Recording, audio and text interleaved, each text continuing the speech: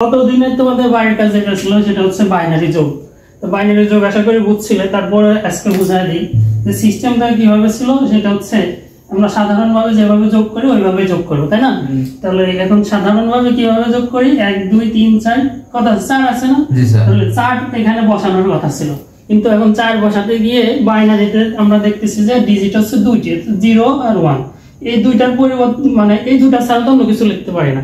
এজন্য 4 কে কি করব, বাইনারি রূপে প্রকাশ করার জন্য তার ডিজিট দিয়ে হচ্ছে বিয়োগ করব। তো তার ডিজিট ছিল 2টা, তাহলে 2 দিয়ে বিয়োগ করলাম। তাহলে 2 দিয়ে বিয়োগ করলে 2 থাকে, তাহলে 2ও লেখা যায় না। যত সময় বাইনারি ডিজিটের মধ্যে না আসবে তত সময় বিয়োগ করব। তাহলে 0 হলো, 0 তো লেখা যায়। কতবার বিয়োগ করছে এখন? 2 বার বিয়োগ করছে না?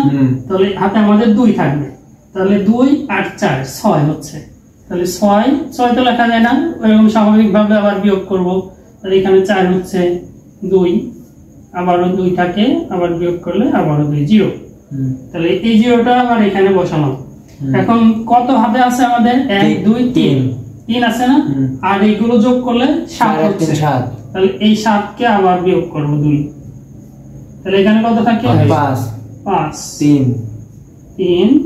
2 1। তাহলে এই একটা এখানে বসালাম। তাহলে এই 1 বসালে হাতে এখন কত আছে? আবার 3 আর 3 6 কে 0 হয়েছিল। তাহলে হাতে কত আছে? 1 2 3। তাহলে 3 তো লেখা যায় না, 3 কে এখন আবার 2 দ্বারা বিয়োগ করব। তাহলে কত থাকে? 1। এই 1 বসালাম আর এই হাতের একটা এখানে আবার বসিয়ে দিলাম। তাহলে এই সংখ্যাগুলো যোগ করলে এভাবে হবে। এটা হচ্ছে বাইনারি যোগের নিয়ম। তো আজকে হচ্ছে যেটা বোঝাবো সেটা হচ্ছে অক্টালের যোগ, ঠিক আছে?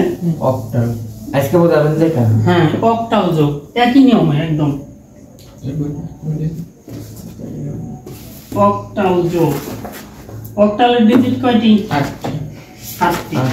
8টি ডিজিট থেকে, অর্থাৎ 0 থেকে 7 পর্যন্ত হচ্ছে অক্টাল। মনে আছে তো নাকি? তাহলে এখন যদি এই যোগ দেই, বলতো 8 লিখলে হবে নাকি?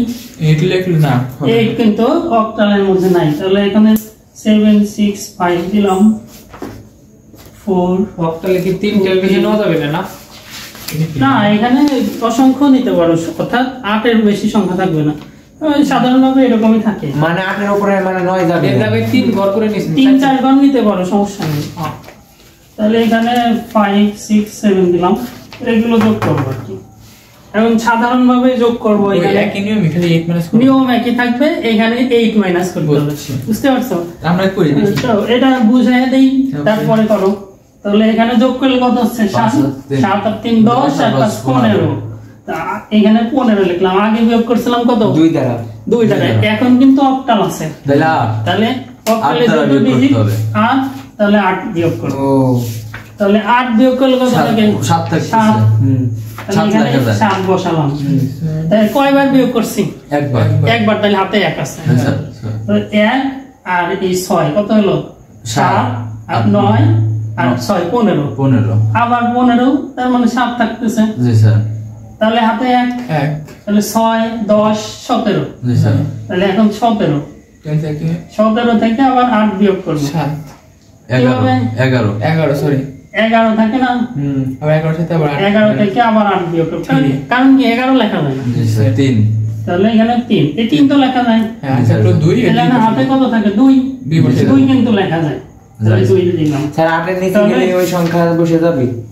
হ্যাঁ, কোন সংখ্যা? মানে তো মাইনাস 8 দ্বারা যখন বিয়োগ করতে 8 এর অক্টালের ডিজিটের মধ্যে আসবে তখন ওই সংখ্যা বসানো যাবে।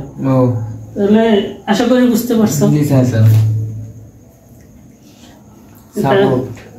এখন এটা করতে দেই, হ্যাঁ, অক্টালের করতে দেই, করো।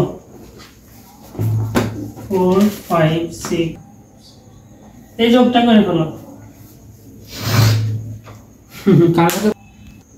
তাহলে এটা বুঝাই দেই, তোমরা মিলাই নাও, ঠিক আছে? তাহলে এগুলো সাধারণভাবে যোগ করো। যোগ করলে কত হচ্ছে? 6 আর 4 10, 15 আর 7 22। তাহলে 22 থেকে যদি আমরা 8 বিয়োগ করি 14, তাহলে 14 থাকে, তাই না? 14 থেকে আবারও 8 বিয়োগ করলে কত থাকে? 6। এই 6টা এখানে বসানো। কতবার বিয়োগ করছি? 2 বার। তাহলে ওই 2 এর তো হাতে থাকলো 10 আর 2 12, 12 আর 3 15 আর 6 21।